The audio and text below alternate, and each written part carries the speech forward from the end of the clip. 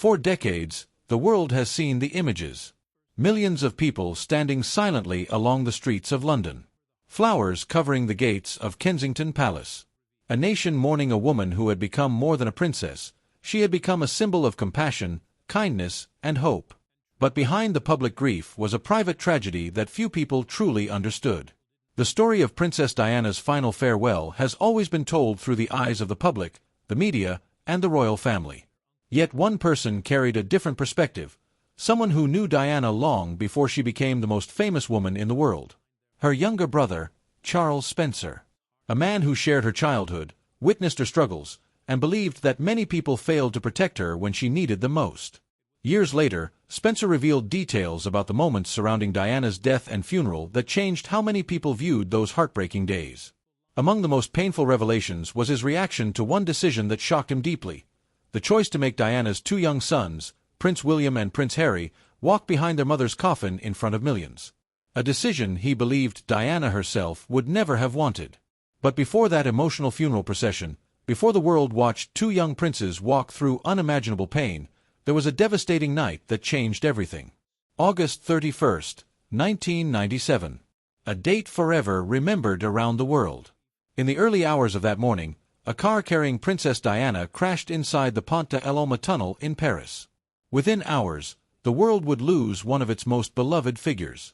But before the public knew the truth, before television channels interrupted their programs with the shocking announcement, Diana's family was already facing a nightmare they never expected. Far away from Paris, Charles Spencer received the phone call that would change his life forever. At first, the news was unclear. There had been an accident. Diana was seriously injured. But Spencer knew his sister's life had always been surrounded by intense media attention. He knew the pressure she faced. He knew how aggressively photographers followed her every move. And when he heard about the crash, his mind immediately went to the same question. Had the endless pursuit finally gone too far? The waiting was unbearable. Minutes passed. Then came the call no family member ever wants to receive. Diana was gone. The woman he had grown up with, the sister he remembered from childhood, the person he had watched become a global icon, was suddenly no longer alive. For the world, Diana's death was a shocking headline. For Charles Spencer, it was the loss of his sister. A private heartbreak that would soon become a very public battle. As news spread across the globe, an extraordinary scene unfolded. People filled the streets. Thousands gathered outside royal residences. Flowers, letters, and photographs appeared everywhere. Strangers cried openly for someone they had never personally met. Diana had created a connection with ordinary people unlike almost anyone before her. She visited hospitals, hugged patients, spoke with those suffering, and showed a level of warmth that many felt was missing from traditional royal life. That was why her death felt personal. People were not only mourning a princess. They were mourning someone they believed understood them. But while the world expressed its grief, another controversy was beginning. The royal family remained at Balmoral Castle in Scotland. At first, many believed they were simply dealing with their own private shock. But as hours turned into days, public frustration began to grow. People questioned why there had been no immediate public response. Why was the royal family not appearing alongside the nation? Why was there silence when millions were crying? The anger became impossible to ignore. The relationship between the monarchy and the public was suddenly under enormous pressure. And in the middle of this emotional storm were two children who had lost their mother. Prince William was only 15 years old. Prince Harry was just 12. They were no longer simply grieving sons. They were now symbols of a nation's sadness. Inside Balmoral, their world had changed forever. Their father, Prince Charles, had the heartbreaking responsibility of telling them that their mother had died. For Harry, the news was almost impossible to understand. Years later, he spoke about the confusion and shock of that moment. The idea that someone could be alive one day and gone the next was something a child's mind struggled to accept. The last conversation they had with Diana was suddenly filled with painful memories. A normal phone call. A simple goodbye. A moment they never knew would become their final one. And while the world wanted to see them, the boys were protected from the public eye. But soon, another difficult decision had to be made. The funeral procession. The image that would define Diana's funeral forever. Two young princes walking behind their mother's coffin. For millions watching around the world, it appeared to be a moment of incredible strength.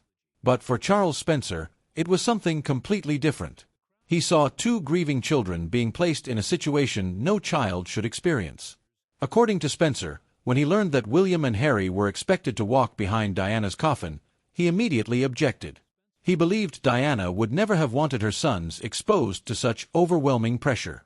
The cameras, the crowds, the attention of the entire world focused on their emotions. To him, it was not a royal tradition. It was a burden. Spencer reportedly argued that the boys should be protected rather than placed at the center of such a painful public display. He believed their grief should belong to them, not become part of a worldwide ceremony. But the decision had already been made. And despite his objections, the plans continued. At one point, Spencer was reportedly told that William and Harry wanted to take part. If that was truly their choice, he felt he had no right to stop them. But years later, Harry revealed that the reality was far more complicated. As a 12-year-old boy, he did not feel he had a choice. He was following instructions. He was doing what was expected of him. The world saw courage. But behind that image was a child trying to survive an impossible moment. On the morning of the funeral, London fell silent. The streets were filled with people holding flowers and photographs of Diana. Many cried as the procession passed. Then came the moment everyone remembers. William and Harry appeared beside their father, their grandfather, and their uncle. The cameras captured every step, every expression, every moment of silence. The world watched two young boys walk behind the coffin of the woman who had loved them more than anything. They looked calm. They looked composed. But inside, they were experiencing a pain no child should have to face.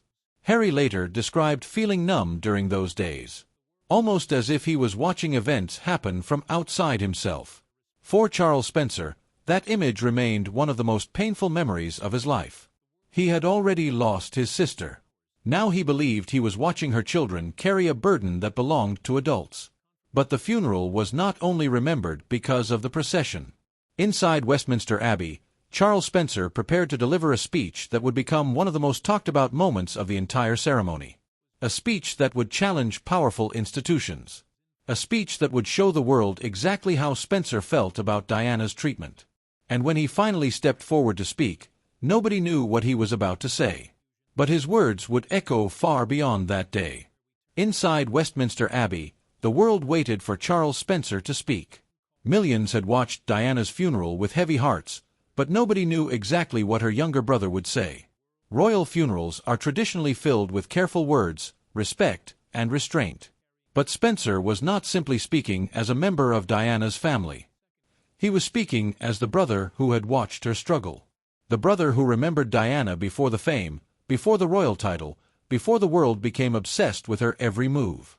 And when he stepped toward the microphone, his message was clear. This was not going to be a speech that ignored the pain Diana had experienced.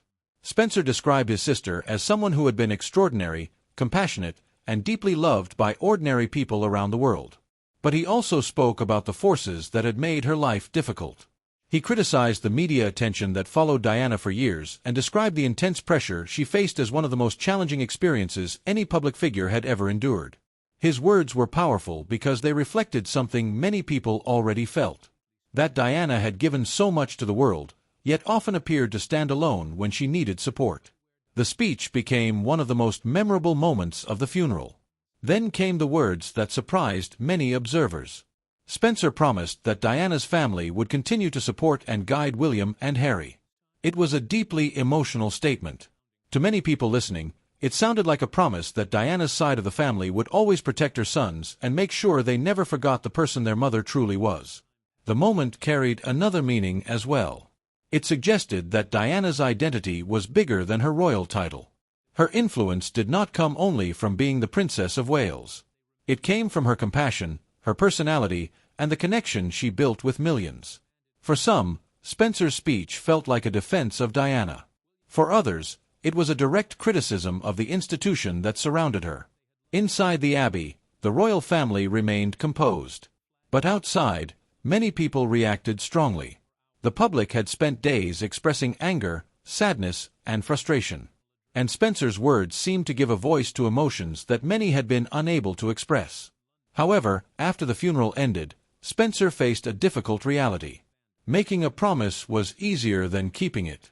William and Harry were still members of the royal family. Their future was connected to the monarchy. Their education, responsibilities, and public roles were already being shaped by royal tradition. Although Spencer loved his nephews deeply, he could not simply remove them from that world. The institution that Diana had struggled with was also the institution that shaped her sons' lives. And that was something Spencer could not change. But his concerns about Diana's treatment never disappeared. 4 years afterward, he continued speaking about the challenges his sister faced. He believed Diana had entered the royal family as a young woman full of hope and innocence. But the pressure of royal life, constant public attention, and a difficult marriage slowly changed everything. According to Spencer, Diana often felt isolated.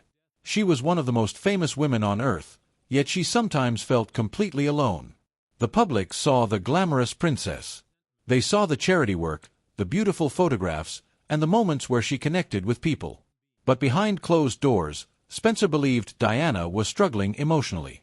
He remembered the phone calls where she expressed sadness and frustration. He remembered the moments when she needed someone to listen. And he believed that the system around her failed to provide the protection and understanding she deserved. For Spencer, Diana's tragedy was not only about the night she died. It was also about the years leading up to that moment. Years of pressure.